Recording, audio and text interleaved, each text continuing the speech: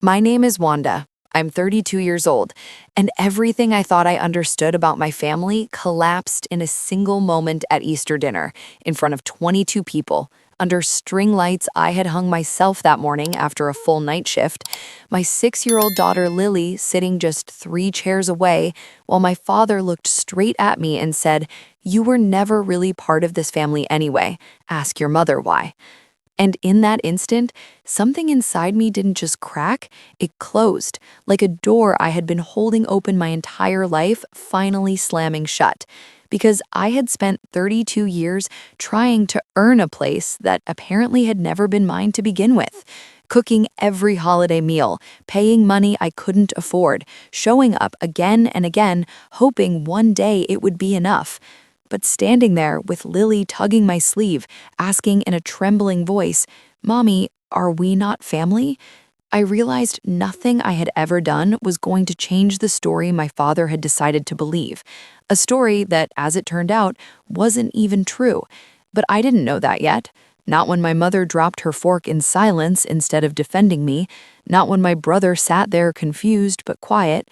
Not when my father doubled down in front of everyone and announced he was giving the house my grandmother had lived in for over 60 years, to my brother because it should stay with real family, emphasizing the word real like I was something counterfeit, something less.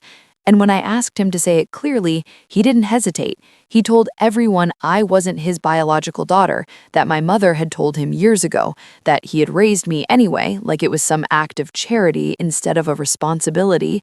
And the worst part wasn't even his words. It was my mother standing there, unable or unwilling to correct him, choosing silence again, choosing the lie again. Even when I looked directly at her and asked if it was true, even when everything was breaking in front of her eyes, she just said, "I'm sorry." And in that moment, I understood she had been protecting that lie for decades, even if it meant sacrificing me, even if it meant letting my father treat me like I didn't belong. And I might have walked away right then, taken Lily and left quietly like I had done so many times before, but something in me refused to shrink this time. Maybe it was Jolene's warning days earlier. Maybe it was the exhaustion of years of swallowing things I should have said. Or maybe it was hearing my daughter question her place in the world. But instead of leaving, I stood my ground and told my father to explain himself in front of everyone. And that's when everything began to unravel. Because while he thought he was exposing some hidden truth, he had no idea he was about to expose his own ignorance, no idea that the foundation of his cruelty was built on a lie he never bothered to verify. And then my grandmother, who had been sitting quietly at the end of the cable the entire time, stood up slowly, at 82 years old, with a strength that silenced the entire porch, reached into her worn leather purse and pulled out an old, yellowed envelope she had been carrying for 25 years, and in a calm, steady voice said 7 words that changed everything. I promised I'd wait until tonight, placing the envelope on the table and telling my father to open it, or she would. And I remember the way the air felt in that moment, heavy and still, like even the world was holding its breath.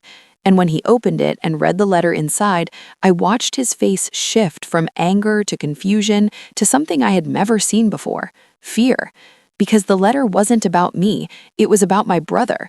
It was written by my mother to another man, confessing that my brother wasn't my father's biological son, that she had hidden the truth to keep her life intact. And suddenly the story flipped. The narrative my father had clung to for decades shattered in seconds because I was his daughter. I always had been. And the son he had favored, defended, and handed everything to wasn't biologically his at all. And that wasn't even the end of it, because my grandmother, methodical and patient, revealed she had gone further.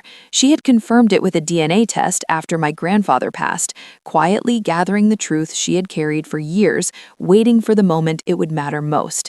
And that moment was right there at that table, in front of witnesses, where no one could deny it or twist it or bury it again.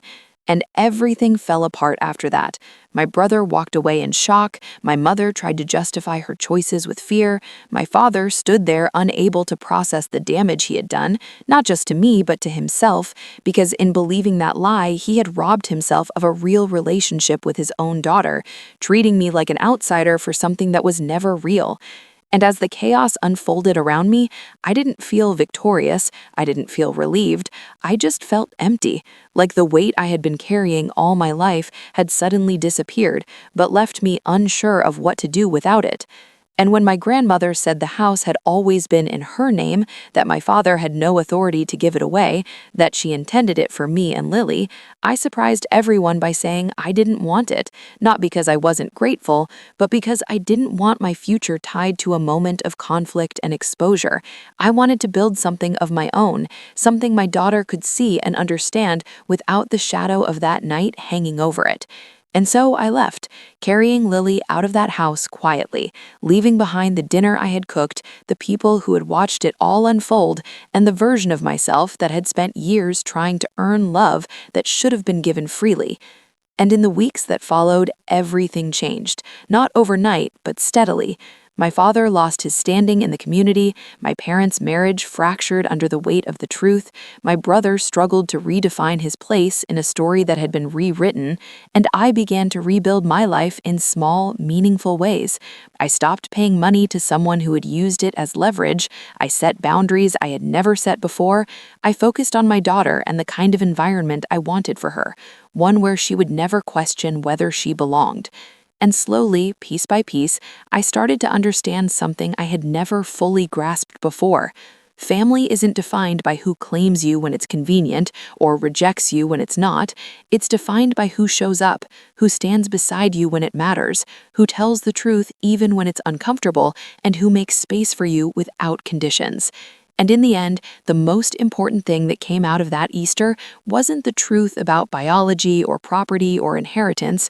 It was the realization I didn't need anyone's permission to belong. Not then, not now, not ever. And as I sit on my small apartment floor sometimes, eating cereal after a long shift, watching Lily laugh or sleep or just exist without fear, I know I didn't lose my family that night. I found the parts of it that were real, and I let go of everything that wasn't.